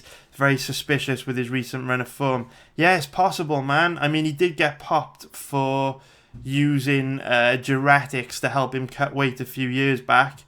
I certainly wouldn't rule it out. I mean, you talk about designer drugs that high-level athletes can afford to take because they've got the budget to be able to use them, and Donald Cerrone's been doing pretty well throughout his career. So if anyone can afford some designer drugs to evade drug testing, I'm sure it could be Cerrone, but could say that about most guys in the top 5 of every division.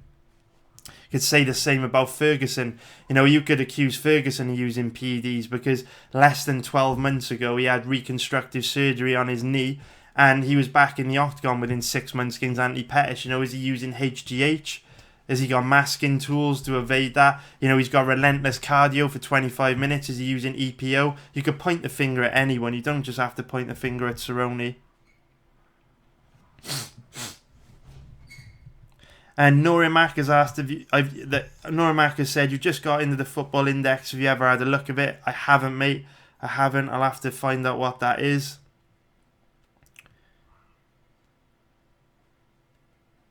So Terminator 646747 has asked, what's the biggest obstacle you've had to overcome or the biggest instance of adversity you've ever faced in your gambling career? Great question, mate. And I actually made a diagram about that this week, which is insane you've asked me this question. Let me show you this. So this is a great question. This is a great question. So, need a drink for this question. Also need to sort my nose out. I got a bit of hay fever. Sorry, guys.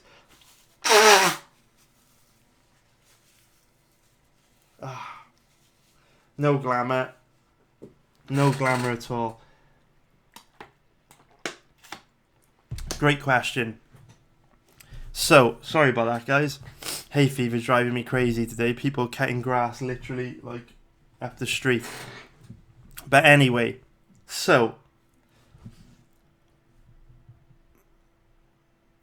people don't look at the bigger picture in life when it comes to almost anything, right? People just want to work in absolutes and black and whites. I use the crypto market as a good example. When Bitcoin is going up, everyone wants to buy it. Bitcoin's going to change the world. It's the future of currency. It is the future of economy. It is the future store of wealth. Everyone is high on Bitcoin. As soon as Bitcoin declines and is in a bear market, Bitcoin is a scam. Bitcoin is going to zero. Bitcoin is worthless. I'll give you another example. Now, I can't bring the share price up at the moment, otherwise it will lag my PC out. But Tesla. If you Google Tesla at the moment, there's negative headlines everywhere. Tesla, the share price is at the lowest it's been in a while. It's around about $180 per share now, down from around about $300 last year. And everyone thinks it's the end of the world for Tesla. Now, 2 years ago, Tesla were the future of the auto industry. They were great innovators. They were on the brink of bringing automated cars to the mainstream. They were going to change the world. And now everyone thinks Tesla is doomed. Because people have herd mentality and they like to work in absolutes. So the biggest ever challenge I've faced in gambling is very similar to what I've just described, because people work in absolutes. So I set my website up in 2013, and for basically 2 years did pretty damn good. Here you can see nice consistent profits. And because I did pretty damn good, I built up quite a large community on my website. I had a lot of members there. I was absolutely crushing it. I was making loads of money, placing huge bets. And then out of nowhere, in December 2015, the UFC announced they were bringing in strict USADA drug testing into the UFC. And I really, at the time, didn't think anything of it. Didn't really take it that seriously. George St. Pierre retired shortly before this and said that he wanted to retire because he suspected everyone in the UFC was on steroids, and he disagreed with it, and he feared for his health and safety because of it. But I kind of rolled my eyes, didn't take him seriously. And then following December 2015, the exact month, guys, the exact month where the UFC implemented USADA, I got absolutely annihilated in betting. Destroyed.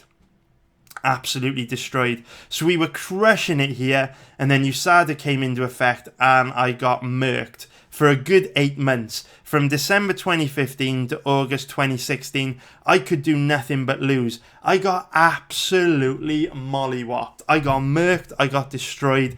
I lost £200,000 in this time, which is about $250,000. Absolutely mollywopped. I got killed. I lost giant bets, big boy bets. I got wrecked, guys. It was close to the end of the road for me in August 2016. It was so close to the end of the road for me that I actually said that if I don't make a profit in December 2015, I am retiring. Destroyed. Cannot tell you how hard I got destroyed in this time period, because when you use compound interest to place bets, what happens is when you're winning consistently, the amount of money you make accelerates and grows very rapidly. But when you go on a losing streak, then you also lose money very fast, because you've built up your bankroll and your amount of money to a point where you're betting huge sums of money. So I lost a very large amount of money in this space of time, very, very big. And it all came because I underestimated how big an impact USADA would have on the sport. Like, there will be people listening to this and watching this that underestimate what I am telling you. But trust me, from someone that has been doing this for a long time, from someone that makes a living from betting on MMA, USADA changed the sport immeasurably. And what happened here in 2015 is my research process has always been to look at a matchup, and it would be to basically watch the last 3 or 4 fights of a fighter, kind of visualize how both fighters match up, and then make a betting decision based on that. But what happened here was, when I was researching fights in this period of time, I was watching fights from fighters that were performing before USADA when they were on performance-enhancing drugs. So I was making my betting decisions on footage that wasn't accurate anymore, because when fighters stopped using their performance-enhancing drugs, they looked completely different. So I was making betting decisions based on footage which was totally inaccurate. The best example I can give you of how badly USADA affected the sport, go and watch Kat Zingano versus Juliana Pena at UFC 200. Watch that fight and then go and watch Kat Zingano before December 2015. Now, I'm not accusing Kat Zingano of being on PEDs, but that is the best example I can give you of how the sport changed so much. Kat Zingano looked like a total bum against Juliana Pena, and before December 2015, she looked like a ruthless killer with cardio for days, loads of explosive energy. Her performance completely changed like that. And what happened was, in the months following the USADA being introduced to the sport, I was betting on all these fighters that were just showing up and looking nothing like they had in the past, and I was getting destroyed. But then, as time progressed, I kind of figured out that that's what was going on. We started to see fighters, fight 2 or 3 times in this 8-month period, which means as I've started researching fights here in this time period, we're using footage, watching footage that is more accurate, going to give a more accurate representation of what we're likely to see from fighters. And then literally since August 2016, I've been in a very, very nice uptrend, consistently winning with the line moving in a profitable direction. So that was the biggest challenge. It was almost the end of the road for me, because in August 2016, I had been, at that point, even though I only set my website up in December 2013, at this point in time, I had been consistently making money on MMA for about 6 years.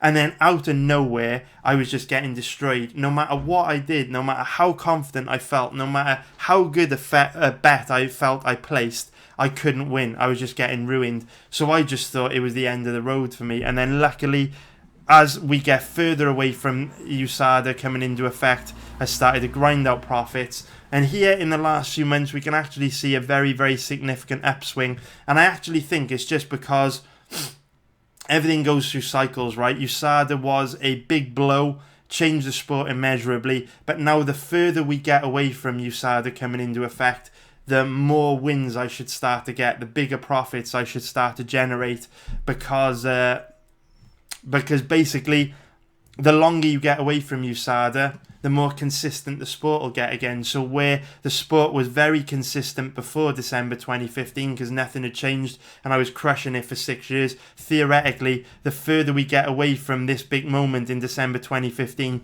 the more our profits are going to get bigger and bigger, and the more we're going to adjust to life after USADA, and the more we're going to be able to make big money. Because at the moment, we are still only 2 or 3 years since USADA came into effect, which means there are probably still drugs out there like EPO and stuff that USADA haven't really been testing for. So even 3 years down the line, we're not fully out the woods. But 5-10 years down the line, when USADA is an integral part of UFC testing, we're just going to be way more consistent. I expect our results to start to look a lot more like this. A very, very sudden upswing where there's lots of consistency in the sport because everyone's on a level playing field. Pre-2015, it was a level playing field because everyone could take PEDs. At the moment, we're in murky waters where the majority of fighters probably aren't on PEDs anymore. Some are, some aren't. Some are getting away with it. Some have got masking agents, designer drugs, which can't be picked up through testing. But the further away we get from USADA, the more profitable the sport will become, just like it was pre-2015. But the good news is, the thing that did keep me alive, I will always go back to live betting. And the reason why live betting is my cash cow, if we take a look at my results for live betting, even through the hell, even through the winter that was USADA, as you can see when the chart loads, it was just a scratch in our overall results. Even through USADA in live betting, we were able to absolutely crush it. absolutely destroyed, absolutely wrecked, absolutely crushed it. And the reason why I was thinking about retirement in that August 2016, it was just because it was at a point in time. Oh, there's some pollen in my room. It was just at a point in time where I was just burnt out by the bullshit losses I'd have to deal with from USADA. And even though I was still making money from live betting, the max bet limits on live betting aren't as high as they are on pre-fight betting. So where I was betting like £5,000 to £20,000 on a pre-fight bet, I was only able to bet like £1,000 to £5,000 on a live bet. So I wasn't able to make as much money from live betting as pre-fight betting back then, so it was very demoralising for me. But yes, that was the biggest challenge I've had to overcome, but never quit. Never quit. Even what I would say is back in, if I still got the image up, back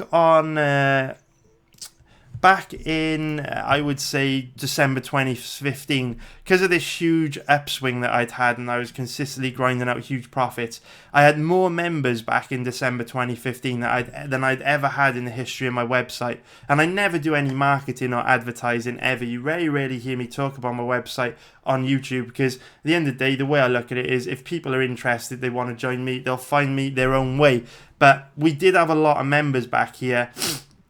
And in this 8-month period, I would say 70 to 80% of people left my website.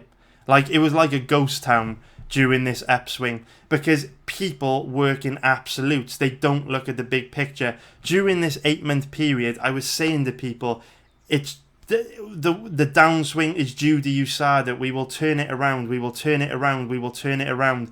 But people have this herd mentality. You know, when Bitcoin's going up, it's going to change the world. When Bitcoin's going down, it's a scam.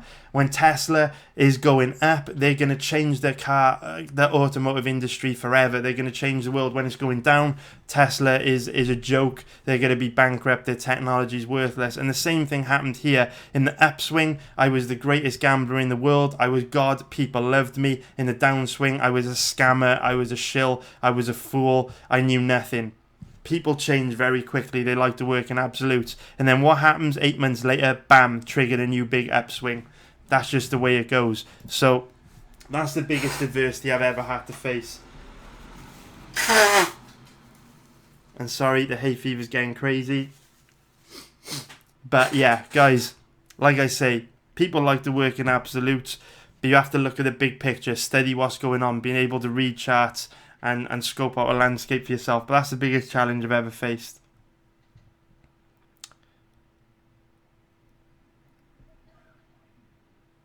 Dolly986 has asked, do you think it's only a matter of time before Ben Askren will eventually get wrecked in the UFC? Yes, definitely. I think Ben Askren is massively overrated. If you go back and watch his fights in one championship, you'll see that he's just not very good at all, and he will get found out very, very soon. I think there's a very good chance that Masvidal beats him.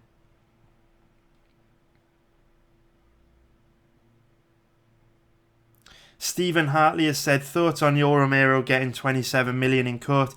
Do you think he juices? Do you watch any YouTubers, MMA and or non-MMA? So Stephen, I love the fact Yoel Romero got 27 million in court.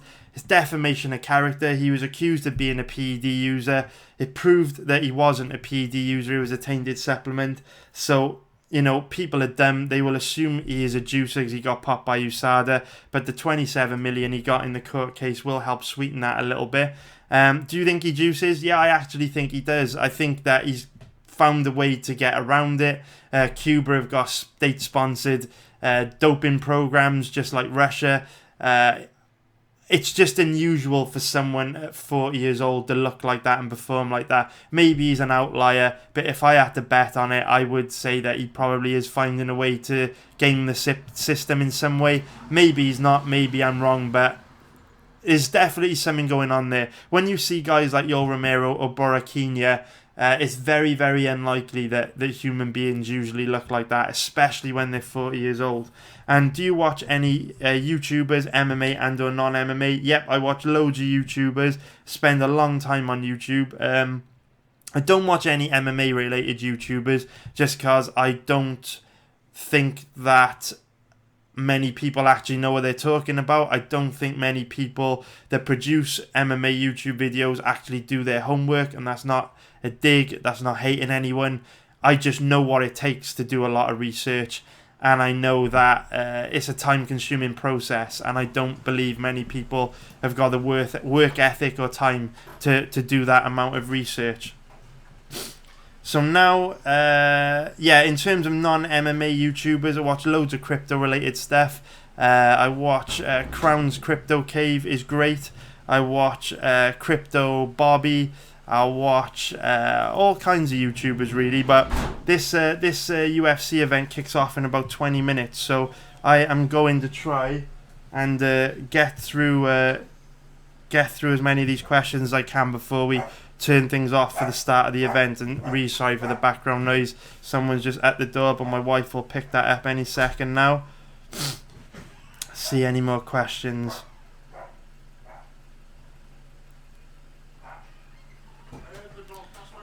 So I'm just going to skim through as many of these as I can now, guys.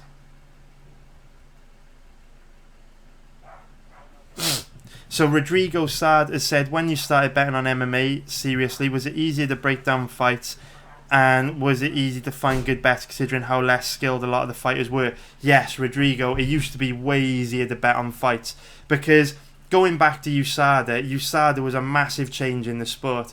So when everyone was on PEDs pre-December 2015, everyone was ruthlessly consistent. They all had good cardio. They all had explosive energy. You know, before I would say December 2015, it was very, very rare that you would see people gas out at middleweight and below. You never used to see featherweights or lightweights or welterweights get tired. Now you see guys in those weight classes slow down all the time. Pre-December 2015, you really didn't see that. So that's one way that the sport has changed. Also, used to get a lot of real pure striker versus grappler matchups where strikers didn't really have any takedown defense. Wrestlers didn't really have any striking, but 9 times out of 10 the wrestler would just take the striker down and grind them out. So you could often bet on grapplers against strikers and make a lot of money at reasonably good odds, whereas now everyone's way more well-rounded, everyone can do everything. So yeah, it's one of those things. The sport's changed a lot. USADA changed everything. There's no more superheroes now. People gas out a lot more than they used to. People fight injured a lot more than they used to because they can't take steroids to help them train harder. Can't take HGH to recover from injuries. So yeah, definitely the sport's changed a lot. It used to be much easier to make money than before USADA than it is now. Nervous White Drunk Tapper has said, will you ever open a $200 per month service where you give tips on love, dating, relationships, and extra benefits, include your members wearing wires to dates, and you feed them things to say? It's funny you should say that, mate. I'm actually working on that at the moment. That is a great idea. We have got allsopdatingtips.com coming very soon for $200 a month, where we will get you some world-class lady cave action coming very soon. Great question, Nervous White Drunk Tapper. 120 Naldo has said, I want to do one bet, Stosic, Makwan or Camacho, which one? I think Makwan's the more likely guy to win out of those three guys, mate. Makwan or Camacho, I think, are equally likely. WrestleMan UK's asked, when's my next UFC 238 breakdown? That should be coming on Monday. We'll have that out featuring the Marlon Moraes and Henry Cejudo fight. James McGuinness asks, I have made good money on Asian handicaps in football betting. Have you ever had a look into them? I think value can always be found with so many options. Yeah, I have dabbled in Asian handicaps, mate. They are a very good way to make money for sure. So we are about 15 minutes away from this event, guys. So I'm going to have to get this wrapped up soon. So now I'm just going to blow through as many questions as I can.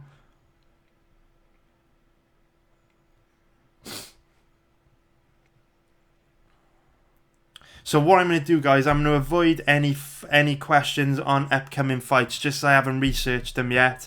And I'll be getting into those fights anyway in the next few weeks. Zig Zagoon is asked, is horse racing for mugs? Is it impossible to consistently make money on horse racing? I would say Probably. I mean, I don't see how you can make money betting on animals, but I could be wrong. I don't know enough about it.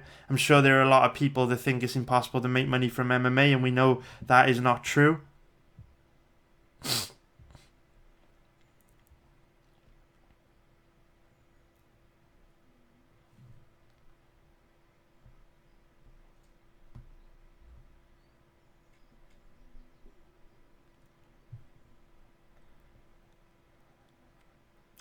Drexen Warrior is asked, how many of the fights do you think are fixed? I think a decent amount of fights are fixed. I would say at least 10% of fights are going to be fixed. And the reason why I think a good number of fights are fixed is because money is the root of all evil. If we look at the pay structure in MMA, I think it's very, very open to fight fixing, because we know that sporting events being fixed has been a huge issue since the beginning of time. There was a huge scandal with Serie A games being fixed a few years ago, and the players in Serie A are going to be making 10, 20, 30, 40, 50,000 euros every single month. So the fact that, we get match fixing going on at that level of sport in Serie A, you're gonna get match fixing in MMA as well. I mean, if we consider it, guys like Danilo Belluardo or Joel Alvarez will be making $10,000 to show and $10,000 to win. So the loser of this fight is only going to be making $10,000. Now, if they get injured and they only fight once per year, that is like the terrible money. That's like barely anything. Now, they've got to pay trainer fees, buy food, rent. I mean, you guys know $10,000 isn't shit. So I think it's very unlikely fights like this between Danilo Belluardo and Joel Alvarez would be fixed, because these are two young, hungry guys that are coming up, that are looking to make a lot of money in the sport, looking to have a bright future. But if we look at fights like Lena Landsberg against Tonya Evinger, both these girls are probably on $10,000 show, $10,000 win contracts, which ain't dick. Why wouldn't Tonya Evinger take a fall in this fight and bet 50 grand on herself and make more from that bet than she would in 2 years of fighting in the UFC? She's 37 years old. She's got nothing to prove. No one's really going to care if she wins or loses. So I think in any sport where people aren't being paid very much, there's a high chance for corruption. I mean, if you take a look at Bellator, there are some fighters on Bellator main cards that we can bet on that get paid literally $2,000 to fight. So why wouldn't they bet on the other guy and take a fall and make a fucking boatload of money? Like, why wouldn't you? I think MMA, because they don't pay fighters much, they are definitely prone to fight fixing 100%. And it looks like people have been watching my video and taken my advice here, because the odds have got even worse on Evinger since we have been doing this video. She's now down to around 1.30, which is absolute madness.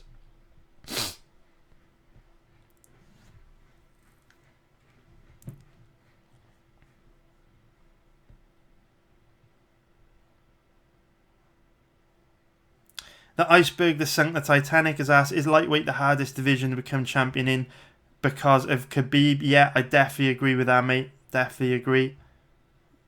Khabib is a nightmare to overcome.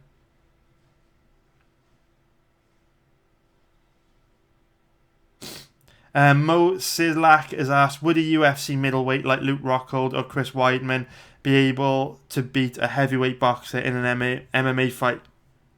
100%, definitely those two, because their grappling's at such a high level. They would just dump a heavyweight on their ass like a Wilder or a Joshua, and it would all be over very quickly.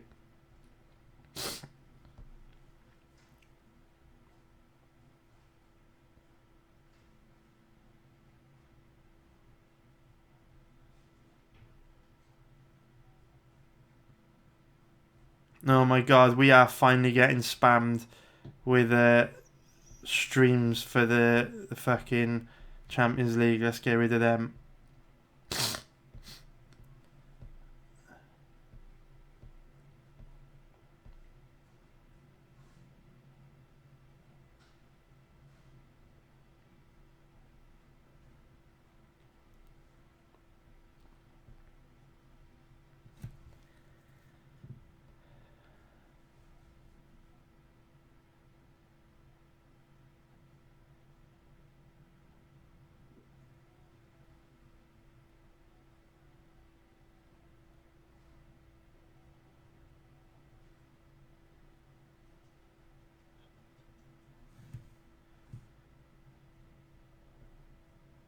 And now I know why. Now I can kind of see why YouTube enabled super chat on my account, because I am like half an hour behind the comments, and I am gonna really struggle to get through all these. Jesus. Now I know why. I was like, why would you give me super chat when I'm just gonna I don't have that many views. I could just answer everyone's question anyway. Now I am seeing the beauty of super chat, because there is no way I could answer all these questions in 2 hours. There is no way.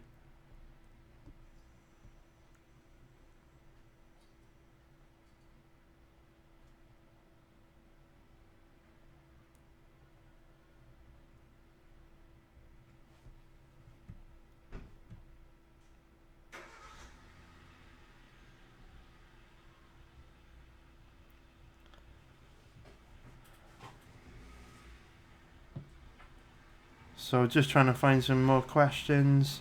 There's a lot of discussion about upcoming fights.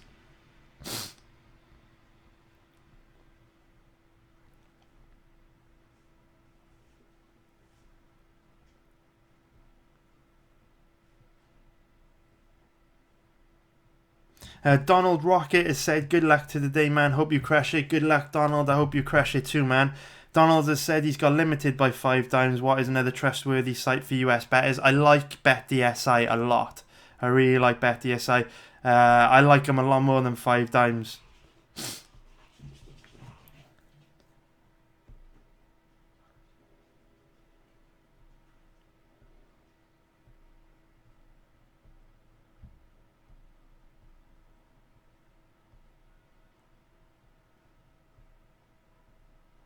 So, guys, I don't think we're going to be able to get through many more questions. It's like 10 minutes to go before the event, so I need to go get set up, finalise my DraftKings team and all that stuff. So, we will have to allow more time for the next live stream, because I had to skip loads of questions there, and I got way behind. I was like half an hour behind on the questions because I go off on tangents and talk a lot. So really sorry about that, guys. Hopefully a few of these props will come in though and help us make some money. I hope you all crush it. Hope you absolutely crush it and make loads of money on this card. And I will put out the next video for UFC 238 on Monday. So take care, guys. Hope you crush it, and I will speak to you all very soon. And now I've got to turn this off. Take care, everyone.